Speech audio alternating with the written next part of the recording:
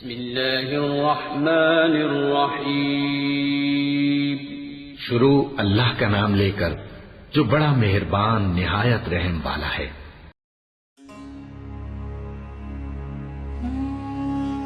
Islamic hub کے معزز دوستوں، میں ہوں ماجد ملک اور آپ تمام دیکھنے اور سننے والوں کو السلام علیکم۔ ناظرین محترم، ماضی میں ایک ایسی قوم بھی گزری ہے جو طرح طرح کے گناہوں کے دلدل میں پھنسی ہوئی تھی۔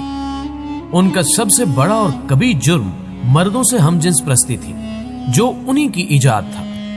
لذت آشنائی اور شہوت پرستی میں یہ قوم تمام حدیں پھلانگ چکی تھی۔ شہوت رانی انتہا کو پہنچی ہوئی تھی اور اس قوم نے فطری اور طبعی طریقوں کو ترک کر کے غیر فطری طبعی جرائم کو اختیار کیا۔ اس غیر شائستہ اور کبھی جرم کی قباحت اس وقت اور بھی بڑھ جاتی جب وہ جرم سر عام محفلوں میں ایک دوسرے کے سامنے کرتے یا سر راہ کرتے، جس سے مسافروں اور راہ گزاروں کو سخت اذیت ہوتی۔ نیز وہ مسافروں سے بھی زبردستی بے حیائی کا ارتکاب کرتے، مسافروں کو پتھر مارتے اور ان کا ساز و سامان لوٹ لیتے۔ ایسی بدکار اور بے حیا قوم کی طرف اللہ سبحانہ و تعالیٰ نے حضرت لوط علیہ السلام کو مابعوث فرمایا۔ آج ہم حضرت لوط علیہ السلام کا سلسلہ بیان کریں گے۔ ان کے حالات و واقعات جاننے کے لیے ویڈیو کو شروع سے آخر تک ضرور دیکھیے گا۔ معزز ناظرین گرامی، قوم لوط کی بدکاریاں اور بدفعلیاں حد سے بڑھ گئیں تو اللہ سبحانہ و تعالیٰ نے حضرت لوط علیہ السلام کو قوم کی طرف مابعوث کیا تاکہ وہ بھٹکے اور بے راہ روی کے شکار لوگوں کو اللہ کی ہدایت کی طرف بلائے اور اللہ کے عذاب سے ڈرائے۔ حضرت ابراہیم خلیل اللہ کی حیات مبارکہ میں پیش آنے والا ایک اور اہم اور عظیم واقعہ حضرت لوط علیہ السلام کی قوم پر اللہ تعالیٰ کا سخت عذاب کا نازل ہونا ہے۔ حضرت لوط علیہ السلام ہاران کے بیٹے تھے اور ہاران تارخ یعنی آزر کے بیٹے تھے۔ چنانچہ حضرت لوط علیہ السلام حضرت ابراہیم علیہ السلام کے بھتیجے ہوئے۔ حضرت لوط علیہ السلام حضرت ابراہیم علیہ السلام کی اجازت بلکہ ان کے حکم سے ان کے علاقے میں منتقل ہو کر غورگر کے علاقے میں سدوم کے شہر میں رہائش پذیر ہو گئے۔ یہ اس علاقے کا مرکزی مقام تھا جس کے ساتھ کافی زرعی اراضی اور دیہات وغیرہ ملحق تھے۔ یہاں کے باشندے انتہائی فاسق و فاجر، کافر و مشرک، انتہائی بد فطرت اور بے حد بد کردار تھے۔ وہ رازنی کے عادی اور سر عام برے کام کرنے والے تھے۔ وہ ایک دوسرے کو گناہوں کے ارتکاب سے بھی منع نہیں کرتے تھے، یعنی ان کے اعمال انتہائی برے تھے۔ انہوں نے بے حیائی کا ایک نیا کام شروع کر رکھا تھا جو ان سے پہلے کسی انسان نے نہیں کیا تھا، یعنی انہوں نے اپنی نفسانی خواہش مردوں سے پوری کرنا شروع کر دی اور اپنی جائز خواہش عورتوں کے ذریعے پوری کرنے سے اجتناب کرنے لگے۔ حالانکہ اللہ تعالیٰ نے مردوں کے لیے جنسی خواہش پوری کرنے کے لیے عورتیں پیدا کی ہیں۔ ناظرین گرامی، حضرت لوط علیہ السلام نے انہیں اللہ وحدہ لا شریک کی عبادت کی دعوت دی اور انہیں حرام کاموں سے اور فحاشی کے کبھی فعل سے منع فرمایا، لیکن ان کی گمراہی اور سرکشی میں اضافہ ہو گیا۔ وہ کفر اور گناہوں میں بدستور ملوث رہے۔ تب اللہ تعالیٰ نے ان پر وہ عذاب نازل فرمایا جو ان کے وہم و گمان میں بھی نہیں آ سکتا تھا۔ اللہ تعالیٰ نے انہیں دنیا والوں کے لیے عبرت بنا دیا جس سے دنیا بھر کے اہل خرد کو نصیحت ہو۔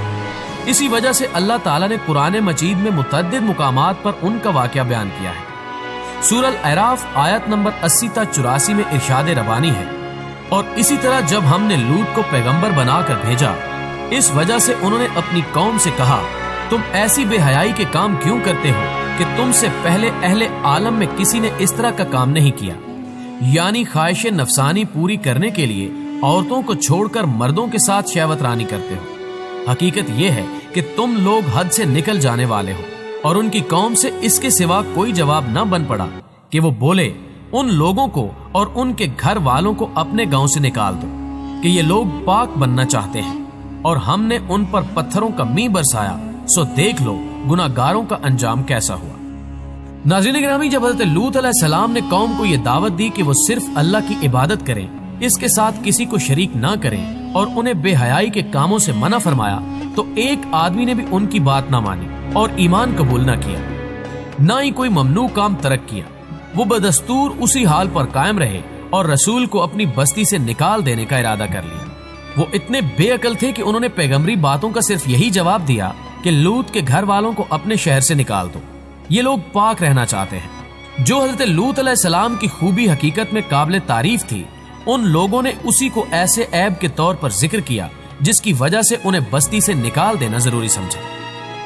اس سے ان کی پرلے درجے کی ہٹ درمی کا اندازہ لگایا جا سکتا ہے۔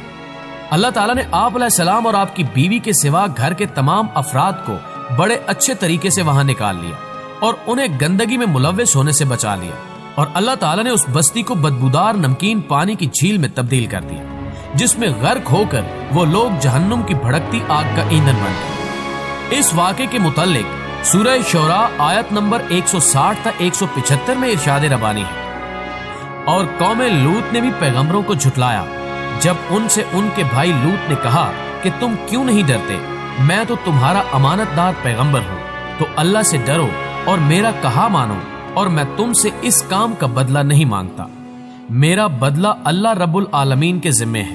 کیا تم اہل عالم میں سے لڑکوں پر مائل ہوتے ہو اور تمہارے پروردگار نے تمہارے لیے جو بیویاں پیدا کی ہیں ان کو چھوڑ دیتے ہو؟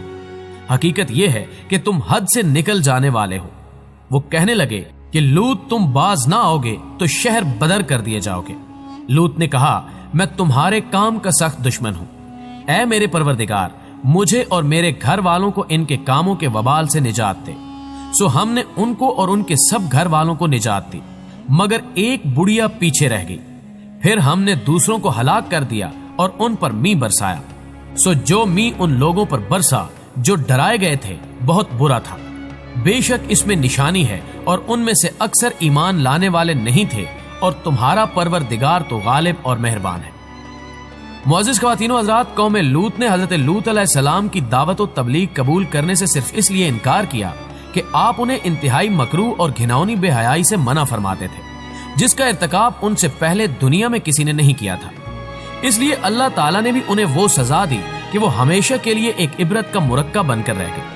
اس کے علاوہ وہ راستوں میں ڈاکے ڈالتے، مسافروں کو لوٹتے، دوستوں سے خیانت کرتے، عام اجتماع کے مقامات پر طرح طرح کی فحش باتیں اور فحش حرکات کرتے، بلکہ بعض اوقات مجلس میں بھی بدفعلی کا ارتکاب کرتے اور بالکل شرم و حیا نہ کرتے۔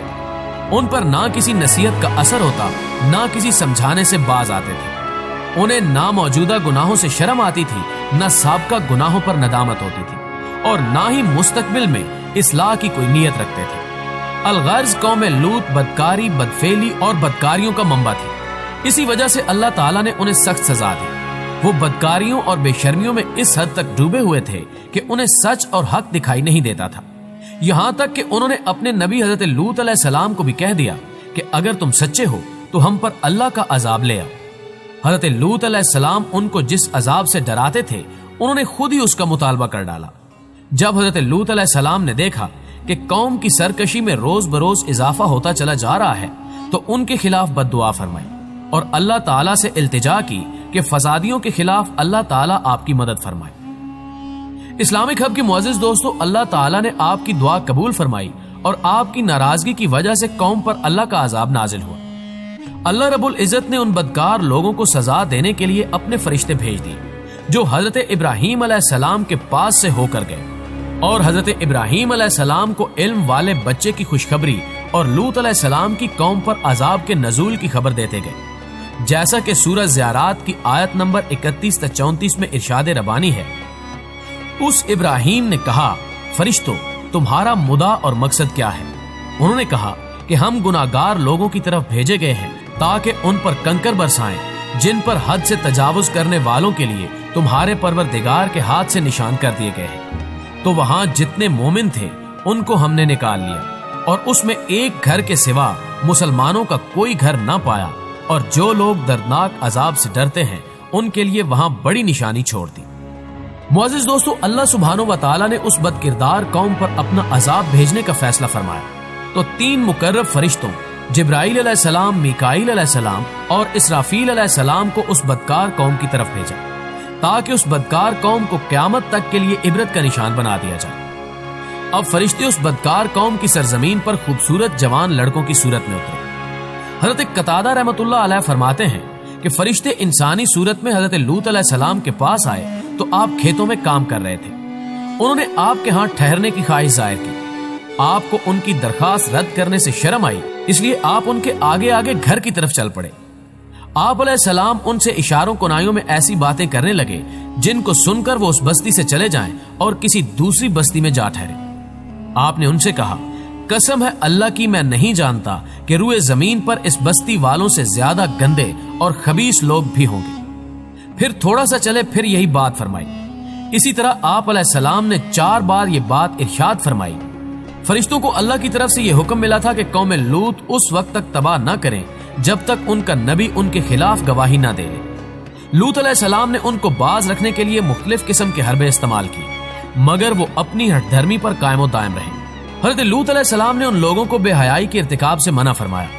इस बयान में कौम के बारे में आपकी ये गवाही पाई जाती है कि उन लोगों में एक शख्स भी ऐसा नहीं जिसमें शराफत और नेकी की रमक भी पाई जाती हो, बल्कि वो सब के सब अहमक, बदकार और काफिर थे।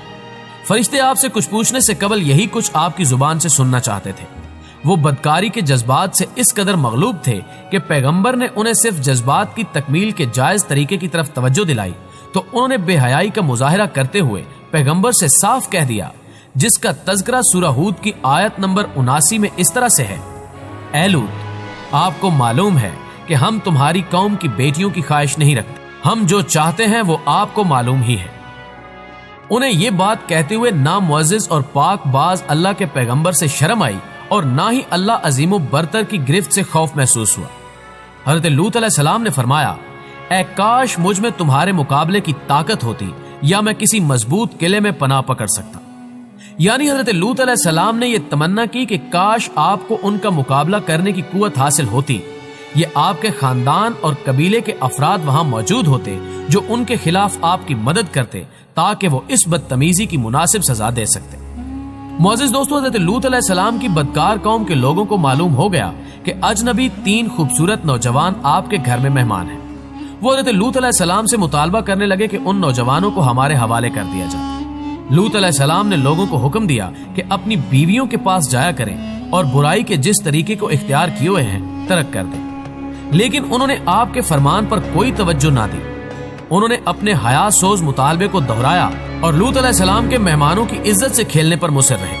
उन्हें मालूम नहीं था कि उनकी तकदीर उन्हें किस अंजाम की तरफ ले जा रही है और सुबह सुबह उन बदकारों और जालिमों पर कौन सी आफत टूटने वाली है।